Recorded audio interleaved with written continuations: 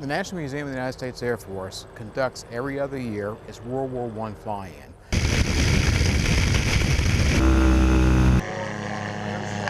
It's primarily done to keep the American public and our local public interested in aviation, but it also gives us a chance to remind people about the First World War and how things have changed since then.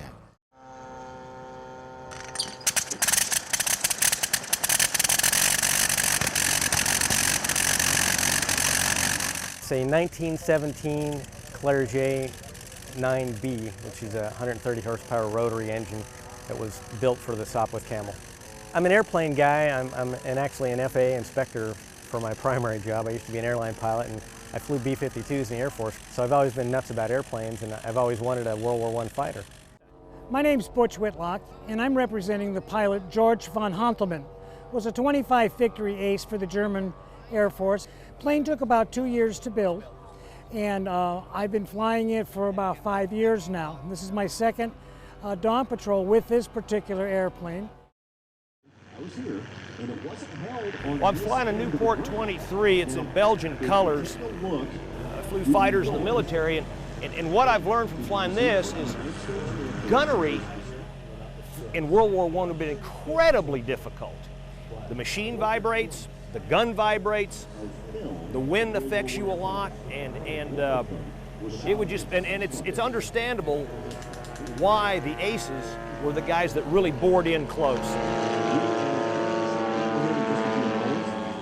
Mike, let's do some patterns, and I'll try to get in view of the camera that you're carrying.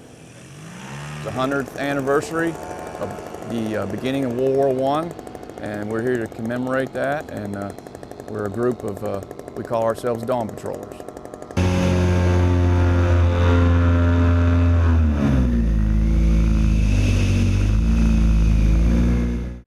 We represent the 3rd Dragoon Guard. It's a Welsh Cavalry regiment, and they were sent over to Europe in the early days of 1914 for the Battle of the Mons and the early battles.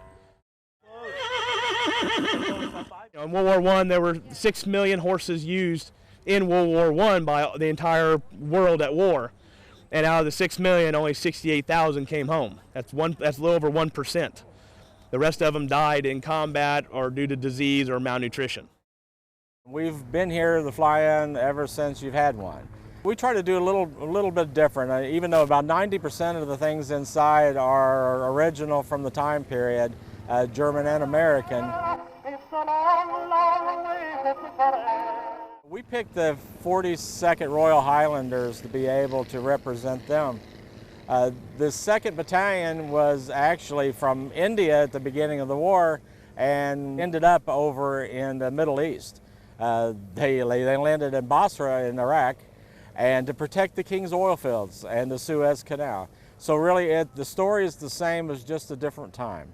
What really isn't understood is in World War I, there wasn't really anything that was done differently medically than there was in the Civil War. It's very interesting how medicine has evolved, and a lot of the fixes that there was done in World War I is if, oh, look at that, it got shot pretty bad, gangrene's gonna set in, gone. I mean, there's a lot of amputations because that's the only way they knew how to fix them. This is just simply an absolutely glorious place to come to, especially if you're interested in aviation and such, and I have an avid interest in aviation. A lot of history here. One thing I really appreciate is the fact that you don't really get the full perspective of the airplanes unless you get a chance to be right beside them. It's something that planes that are this size, they just grow bigger when you're standing beside them, and you get to think, how can this airplane fly? How could it lift this much weight, you know, then? And they actually flew in these without any parachutes as well, too. It is something.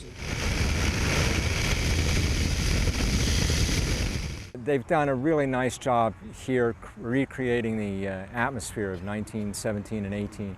And between the encampments back here where the re-enactors are actually camped out on the museum grounds all weekend long, and the cars and the airplanes and you know, people walking around in uniforms, and frankly I don't know how they do that. These World War I uniforms are wool, and it's 80 degrees out here this afternoon. These people have to be dying, but they're doing it for their art and for their love of the time period.